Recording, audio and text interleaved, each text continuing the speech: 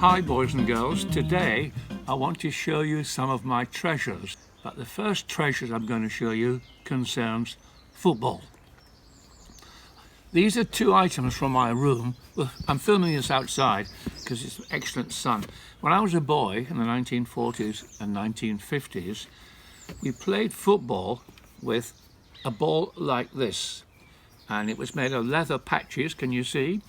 And it had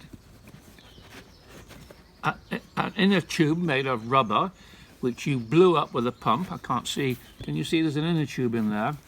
And then you laced it up, and anybody who had a football was the captain of the team, because these footballs cost a fortune.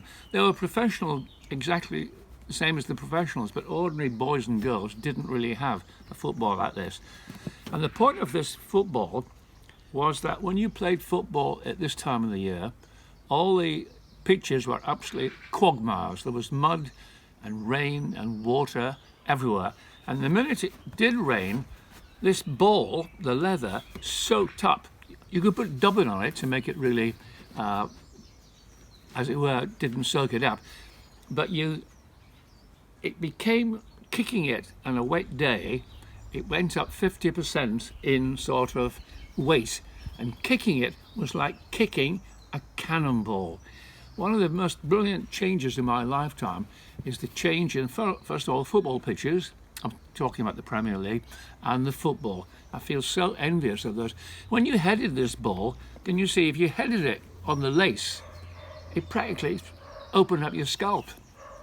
Anyway, this is I think from the 1950s, but this is what they played with in the 20s and the 30s. I've also got a pair of football boots from the same period.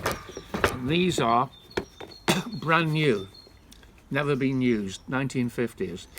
And if you look at them carefully, you will see, first of all, they're made of solid leather, very, very hard leather, totally unsupple.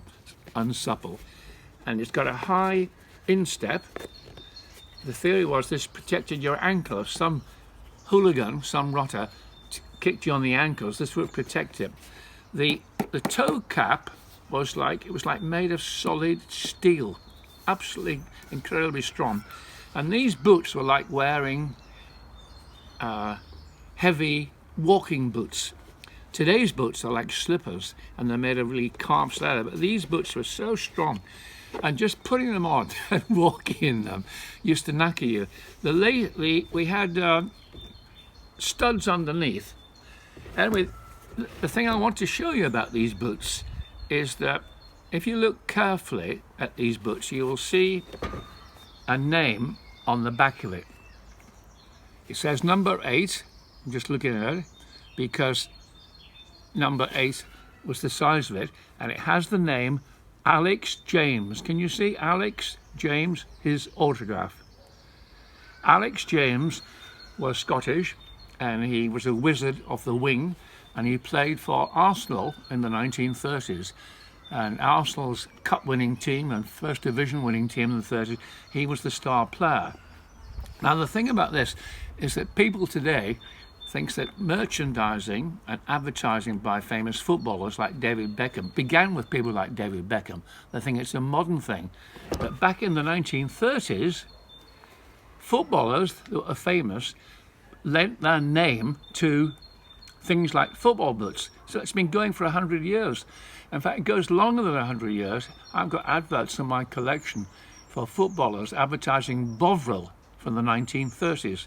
So that is the end of the history lesson today about football.